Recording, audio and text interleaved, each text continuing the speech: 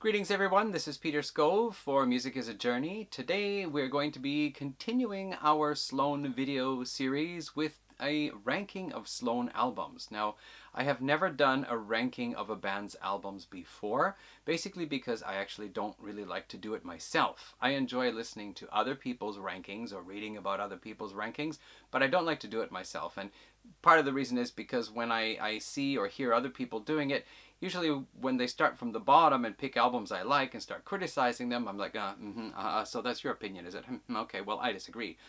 And if they pick an album that I'm kind of not so hot about, but put it up near the top, I'm like, no, well, okay, I'm glad you like it. Anyway, of course, rankings are always subjective. So what I'm going to do this time here is do the same thing I did with my top 25 album lists I've done in the past. What I did was to consult the internet and see what other people, how other people ranked Sloan's albums. And then I made a kind of average of all those ranks.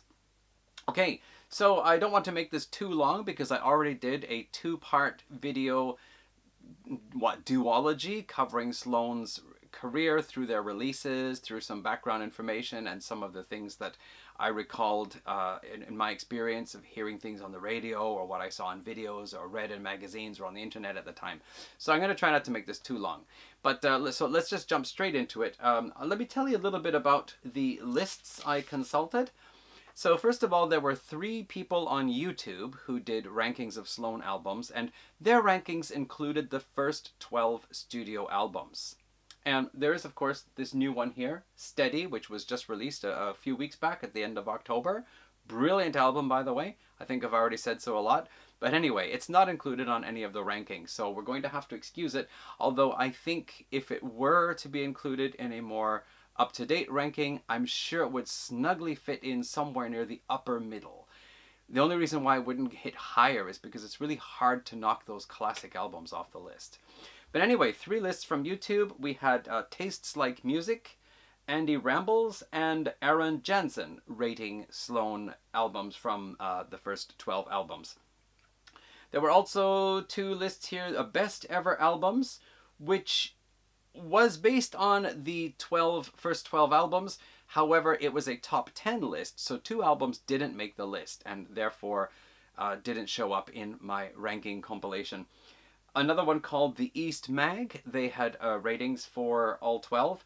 And then we had 2 Sloan album ratings that actually were done before the 12th album was released, so they only included 11 albums. One of them was from Up to Communications, where they asked Jay Ferguson of Sloan to rank his band's albums, and he did, the first 11. And the other one was the Toronto Festival of Beer, which actually ranked the first 11 studio albums, but also included the double live album, which I have removed from the ranking list, so I think it was in 6th place. So 5th or 6th. Anyway, all the albums behind got moved up a slot to compensate for that change. Okay, and just so how I did it was I took the ranking from all of the lists an album appeared on, I added all those rankings together and divided by the number of rankings that there were. So most albums were on all 7 lists, so I added them all together, divided by 7.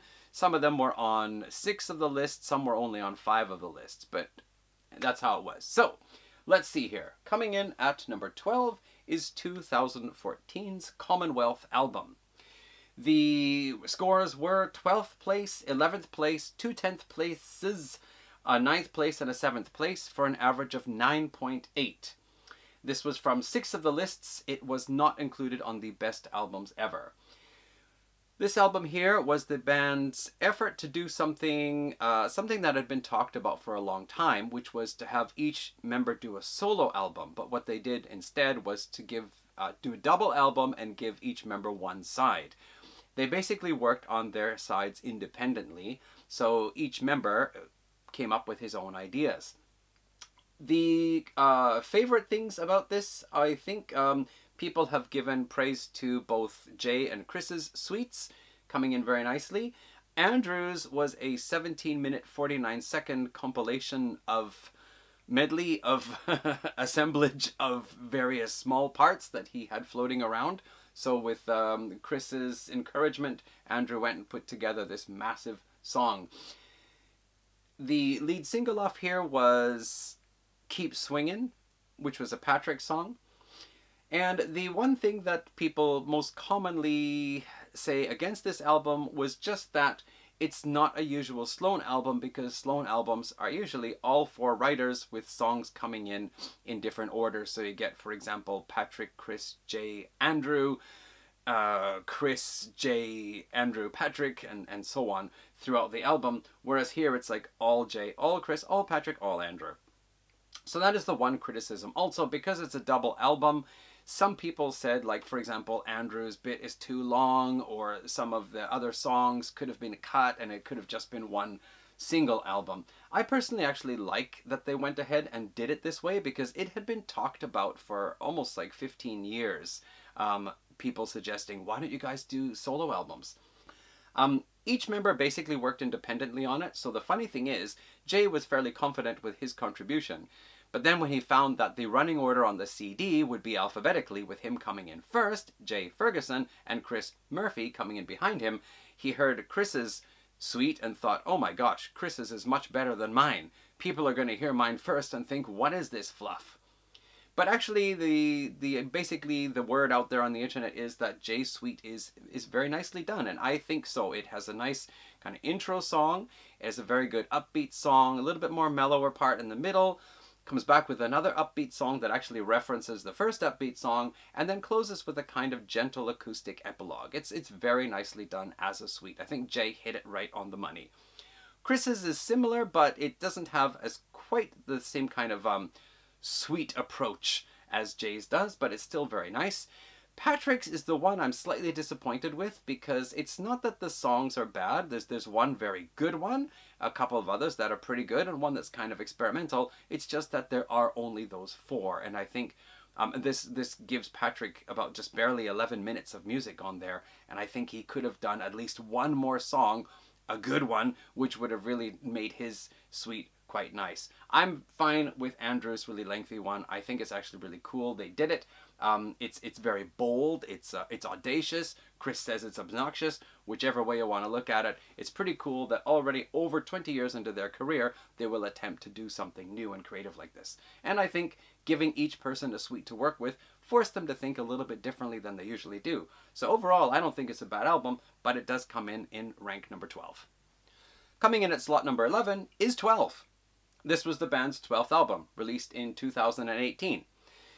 Let's see, the average score was 9.6, the previous one 9.8, so just a little bit ahead.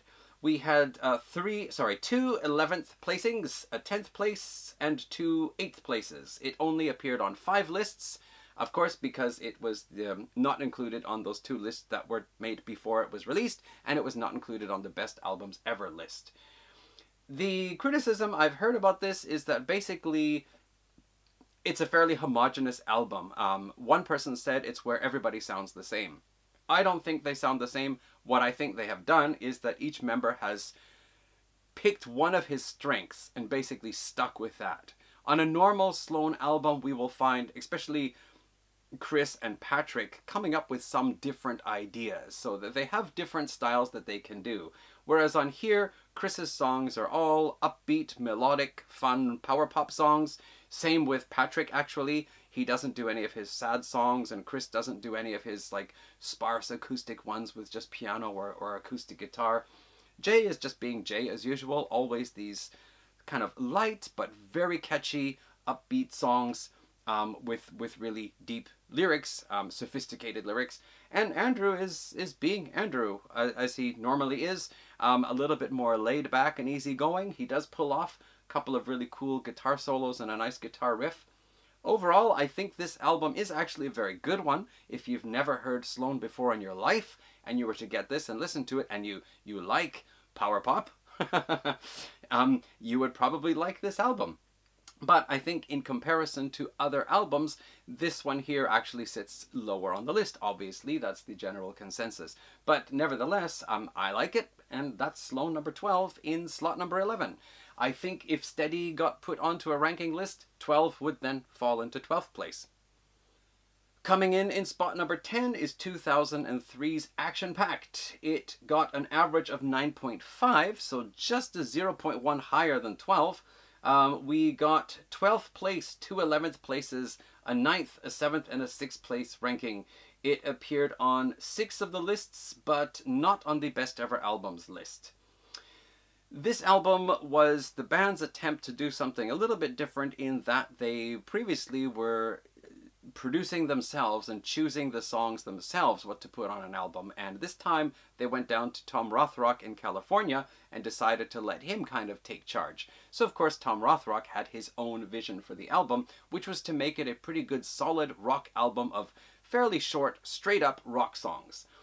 Andrew had recently become a father, and his material that he actually was able to put together was considered not really strong enough for the album, and Andrew agreed, for the sake of the album, let's not put my stuff on. Fair enough. But what that means is that this is the first Sloan and only Sloan album to not have any songs written by Andrew, and of course, no lead vocals by Andrew. In fact, I think he basically just did the drums and backing vocals on one song. Jay usually has about 3 songs per album. However, he could just barely get in 2 because he said he had to fight to get 2 of his songs on there. So the rest of the album is basically Patrick and Chris trading places. Chris, Patrick, Patrick, Chris, Patrick, Jay, Chris, Patrick, Patrick, Chris, Jay, like so. So the big complaint about this album here is just that it is not a typical Sloan album in that there is nothing by Andrew on here, and Jay is down to 2 songs, and so the rest of it, it's kind of like a Lennon-McCartney thing. You just have 2 of the writers here, and not much else from everybody else. Is it a bad album? No, actually not. It has a lot of great songs on here. The big single from this was The Rest of My Life, which had a video for and apparently was overplayed in Canada. I don't know because I was in Japan at the time. A lot of other really good, solid rockers. I really like Patrick's Hollow Head. I like both of Jay's contributions. Chris has some really cool ones with Gimme That and Who Loves Life More and a couple of other ones. Overall, it's a very good, solid rock album. It just, of course, gets ranked a little bit more lower than because of the obvious differences from the usual Sloan album. So that's action-packed. It's slot number 10. Coming in 9th place is the 2008 album Parallel Play. This was the follow-up to the double album they did 2 years earlier, and this here holds the record of being the shortest Sloan record in their catalogue. It is just barely around 30 minutes long, which is pretty damn short. I mean, if a prog band did a 30-minute album, it would be an EP with 2 songs. This one is a full album with 13 songs on, meaning basically 3 songs from everyone, plus a 4th one, I think by Chris it is. The lead single off this one here was Believe in Me, and some of the songs people will pick out are Jay's Cheap Champagne, which is good, and Burn For It by Patrick, which is a nice, good, rocking, kind of heavy, edgy song. And also there was a video for Witch's Wand by Jay. The rankings were 2 10th place rankings, 3 9th place rankings, a 7th, and a 4th place, giving it an average ranking of a straight up 8. My personal feelings about this album, it is probably, if I were to do a ranking, it would be my 13th place one. I like the songs that I mentioned. I like Emergency 911 by Andrew, Burn For It by Patrick, and Witch's Wand by Jay. They make a great set together. Believe in Me is alright, and Cheap Champagne's good too. I like Chris's I'm Not a Child Anymore. But overall, it's not an album where I usually feel like listening to it all the way through. I like to just pull out my favorites for a compilation. And one other point about it is I don't particularly like the production. I find there's something lacking on it. The drum sound sometimes doesn't sound like usual Sloan drums to me. So I'm not really satisfied with it that way. I guess perhaps with a little bit better production, like for example on Steady, that's great. Sounds awesome. I'd probably like this album more. Anyway, so that is Parallel Play in 9th place. Coming in slot number 8, Pretty Together from 2001. This, let's see here, got an average score of 7.7. It had a 10th place, 9th, 8th, 3 7th, and a 6th place. So basically, it falls in the latter half, but not near the bottom. This, the lead song off of here was If It Feels Good, Do It, a straight up good time Sloan rocker with Chris and Patrick doing trading lead vocals and singing together. We also had The Other Man by Chris, song about Chris trying to move his way in on a relationship that's dying out, move his way in on the woman.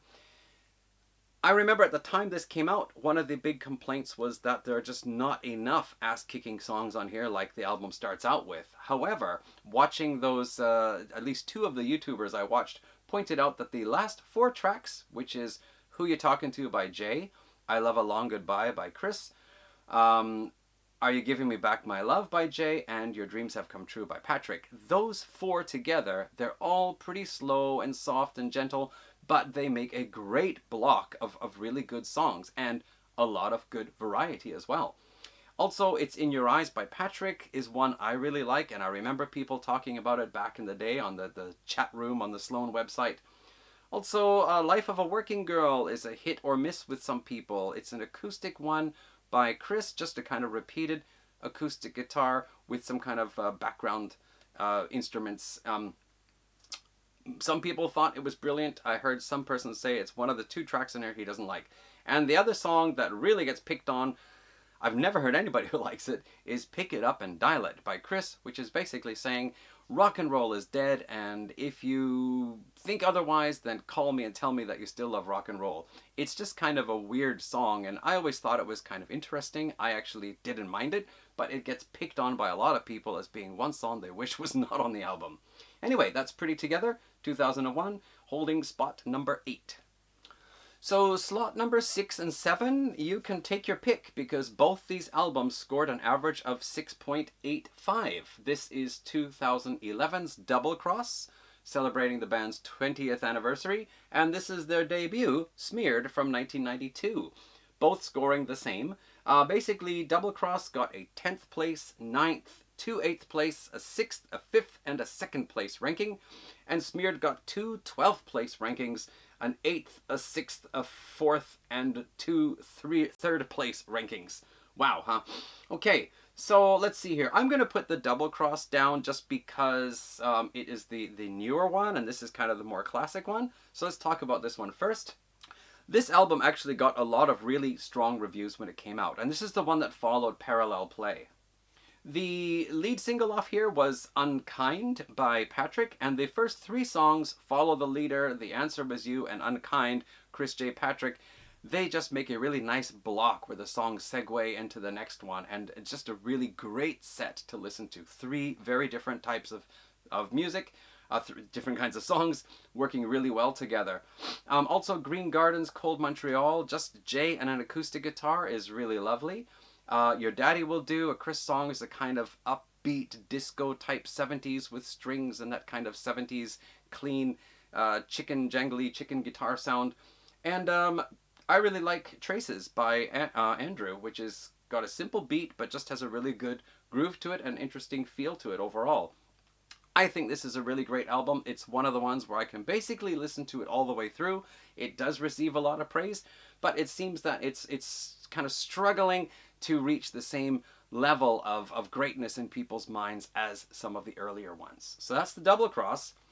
And then Smeared, the band's debut, which the big criticism I heard from some people, simply, I think a couple of the YouTubers were quite young, and they got into Sloan into maybe the 2000s or even a little bit later on. And so when they traced back through the band's catalog and came to this, they were like, oh, this is really different. Because the band emerged onto the scene releasing basically a shoegaze type album. They were from the underground scene in Halifax with a hardcore background, and other songs recorded around this time, such as on the Peppermint EP or some of the B-sides, are actually pretty heavy and pretty intense. However, for this album, they seem to fully embrace the My Bloody Valentine shoegaze type style with the kind of softer vocals and the melodies and overlapping vocals and so on, and that's what we got on this album here. The sound is actually really beautiful. The criticism is that it is of the day. It's 1992. One person said he's never been into grunge. This is not really a grunge album though. This is not from Seattle. They did release this on the David Geffen Company label, so the same label as a lot of the Seattle bands, including Nirvana. But it is more of a shoegaze album, and I really loved it when I heard this, and I was waiting to hear a second one, which they never did. In my opinion, It's a great album. I still enjoy listening to it. But it is, of course, of the day, and a lot of Sloan albums and Sloan songs are considered timeless, so this one here might stand out as being a little bit different. Coming in spot number 5 is 1999's Between the Bridges. It got an average of 4.85. It had an 8th place, a 6th place, 2 5th place, 2 4th place, and 1 2nd place. And for me, I would personally give this a 1st place because I just love this album from start to finish. One of the things is that all the songs on each side segue into the next song, and it just has this kind of like a concept album or rock opera type feeling, even though each of the songs are individual and distinct from one another.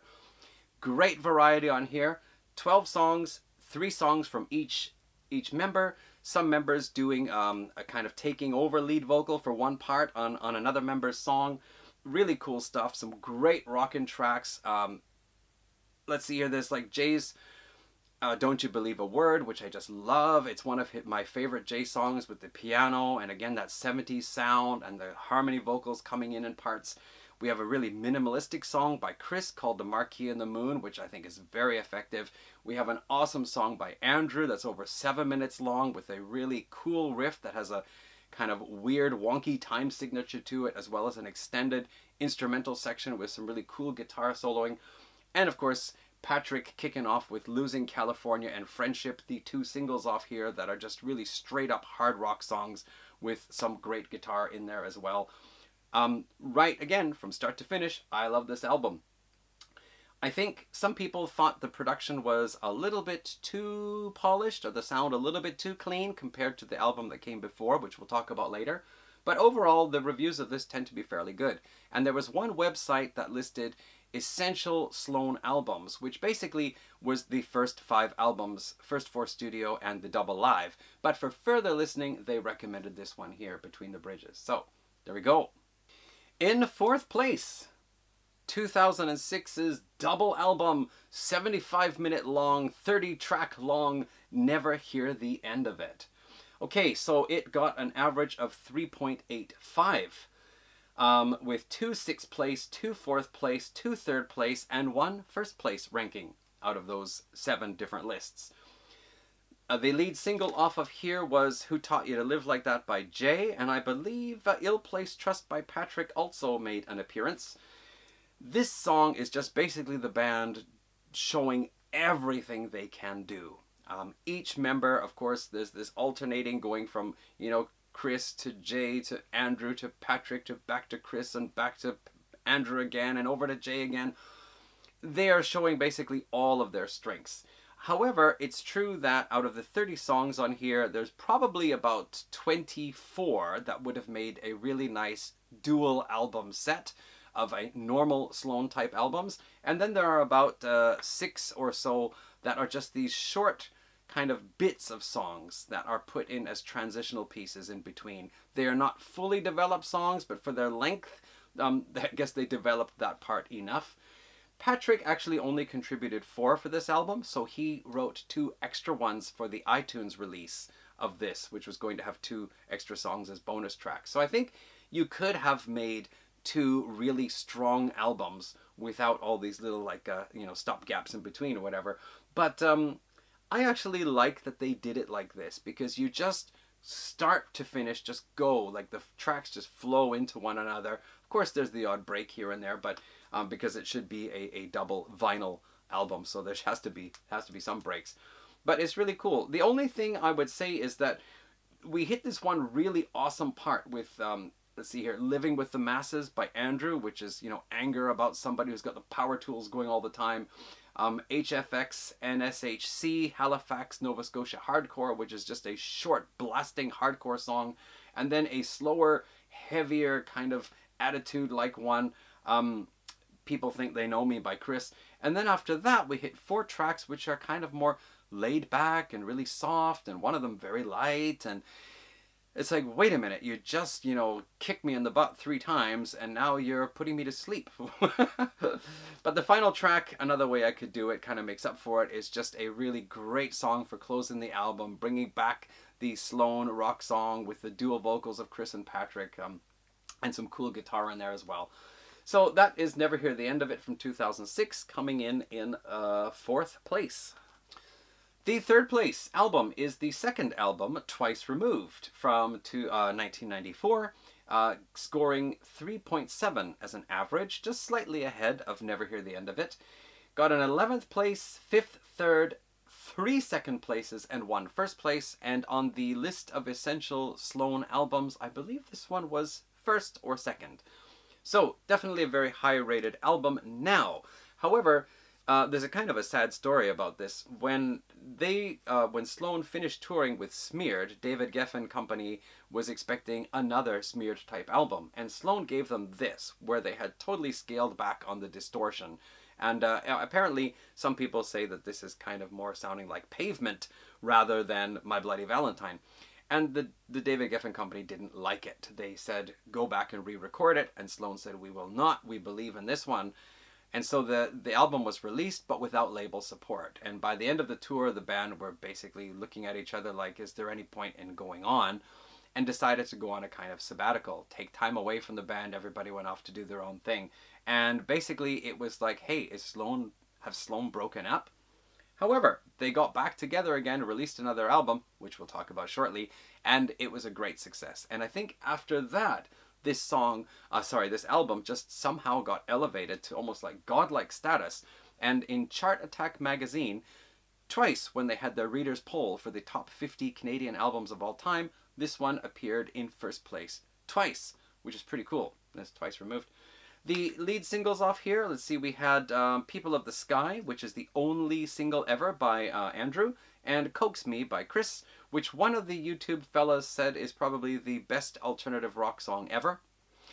There are a lot of really cool, strong tracks off here. Pen Pals, where the lyrics are based on fan letters to Nirvana. I really like I Can Feel It by Patrick. Shame Shame, Deeper Than Beauty, Snowsuit Sound, lots of really good ones. The only place where the album kind of slows down a bit is at the end of side 1 with Bells On and Loosens. They're a little bit more mellower tracks, and you have one right after the other, and it's like, wow, we were just doing really well, and now we're really slowing down. But side 2 basically carries on with the more interesting, fun music, except for, of course, the last one, which is just really good. It's almost like an acoustic, clean electric, almost like kind of like a little jazz ditty type thing. Not quite. But anyway, that's Twice Removed, coming in third place. Let's see what's in second. Here it is, 1998's Navy Blues, coming in second place with an average rank of 3.6. The previous one was 3.7. A 9th place, 3 5th place rankings, 4th place, and 2 first place rankings. This album was quite a surprise. The band had gone from shoegaze to a kind of, Pavement, Sonic Youth type sound, Dinosaur Jr. Then they went on to a kind of more like retro 60s Beatle-ish type rock sound, and then suddenly came out with this retro 70s album that is packed with Kiss, with AC/DC, with Iggy Pop, with Badfinger, with Blackfoot, with the Beatles, with so many different styles are just on this album, and it's really beautifully done. I think all of the members really came out and shined very strongly with at least 2 out of the 3 tracks they contributed. Andrew's songs on here, 2 of them I really love. They're among my favorite Sloan songs, and Andrew is usually the more deep cuts guy, where after you get all this nice, fun rock and catchy hooks, you kind of got to lay back and get into the groove with Andrew a bit. But he's done a fantastic job on here. Some really fun songs. The lead single off this, Money City Maniacs, is a kind of AC/DC type song by Patrick, with Chris taking over some of the lead vocals. Really fun, classic song, one of Sloan's most well-known songs. And the other single was She Says What She Means by Chris, which just has this really grooving guitar riff to it. So, great album. The only criticism I've actually ever heard about this was one guy on one of the YouTube guys. He said, I don't know if I can describe to you how bad 90s rock production sounds, but that's what this album is. And if you think so, I disagree. And I remember when this came out too, it was really exciting. Tom Harrison, a critic for the Province newspaper, wrote about Money City Maniacs that it is a template for how to write the perfect rock song. And Vancouver's CFox radio station played 3 songs from this consecutively, and I remember the DJs just talking about how great they thought this album was. So there's Navy Blues from 1998 coming in second place. If you're a fan of the band, you know what's coming in first. Here it is, 1996's One Chord to Another, the band's third full-length album. Let's see, no dispute. This was 1.86 average ranking, so well ahead of the others, which were 3.6, 3.7. Two third place rankings, 2 second place rankings, 3 first place rankings for this. Jay himself citing this as the #1 album by his band. The Good in Everyone, Everything You've Done Wrong, 2 Patrick songs that made it singles, and The Lines You Amend by Jay, kind of more of acoustic and clean electric guitar one, but also released as a single. The band's most commercially successful album. People citing songs such as Autobiography by Chris, Junior Panthers by Jay, even A-Sides Win by Andrew, which is heavily based on piano. I really like Take the Bench, which has some really cool trumpet in there as well. Just a really strong album overall. Honestly, not one of my favorites, because I was still hoping for Smeared 2 to come out around this time, so I liked it, but I didn't totally love it. But of course, you know, you can't really argue with that this is the band's most commercially successful album, so hey, you gotta respect it. And it's true, I do love most of the songs on here anyway. Let's see here. Any criticisms about this? I don't think so, but the important story about this was that after the band had basically kind of split up, they decided, well, okay, and Andrew had moved off to Toronto, left Halifax. Chris thought, that's it, that's the end of the band. Now we're not even together anymore. But Patrick and Jay said, oh, come on, we don't have to break up just because Andrew moved away. And so they decided to do one more album as a kind of swan song album. This was it, and it just, you know, planted them firmly on their feet to stay together as a band, and that's why we have Steady just released recently here after 30 years. They went on the Edgefest tour and were just welcomed back like by so much enthusiasm from the audience. So yeah, they knew that they were going to stay together because of this album here. Okay, so just a quick review of the rankings then. First place went to One Chord to Another. Second place to Navy Blues. Third place to Twice Removed.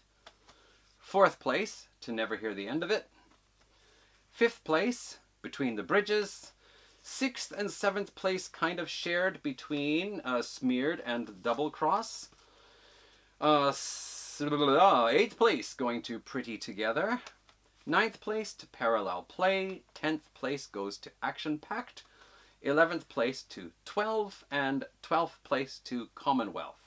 That's it. That's what the internet seems to think about Sloan albums. And that's all I'm going to do about Sloan for now then anyway. Do check out the new album Steady. You'll find a couple of videos out there for some of the songs, which are already really great songs. I like almost every track on this album is one I will pick out to put on a list. It's an album I can listen to from start to finish, not get tired of it.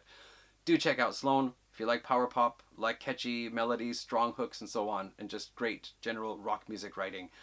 Okay, that's all, and I will be back with another video when I have time. Don't know what it's going to be yet, but I have some ideas. Thanks for watching, and everyone take care. See you around. Bye.